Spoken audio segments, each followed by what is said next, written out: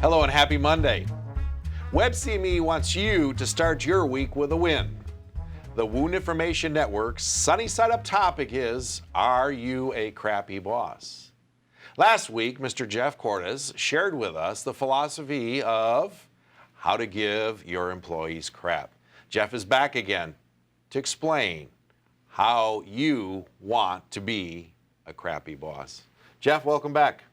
It's good to be here. How are you? Excellent. So, why do you want to be a crappy boss? Well, crappy bosses are the type of bosses that people just absolutely love. They're the type of bosses that are retention magnets. They're the type of bosses that will drive productivity and propel the organization forward because they don't have turnover within their organization and their people are engaged and excited about being there. So what is a crappy boss? Well, like you said earlier, a crappy boss is someone who believes in caring, respect, appreciation, and praise. So Jeff, you know this statistic probably much better than I do, but there's a lot of employees out there that just don't like their bosses. Is that right?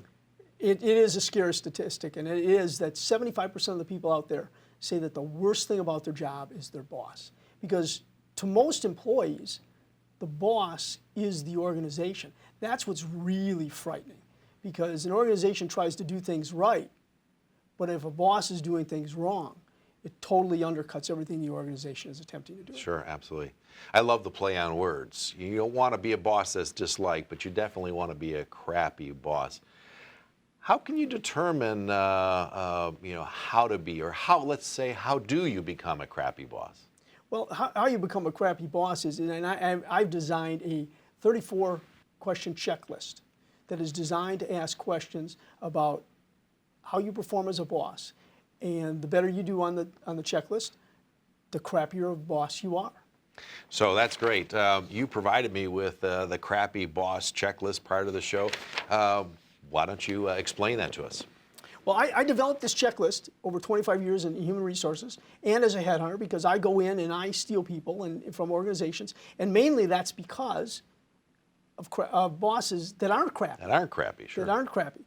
And the 34 questions, some of the, as an example of some of the questions that I have is, do your people know that they can always come to you with their concerns? That speaks to the caring issue. Do you give your people credit when they succeed? Which is appreciation. Sure, right. Another one is, do you recognize and praise them for a job well done? That's the praise category.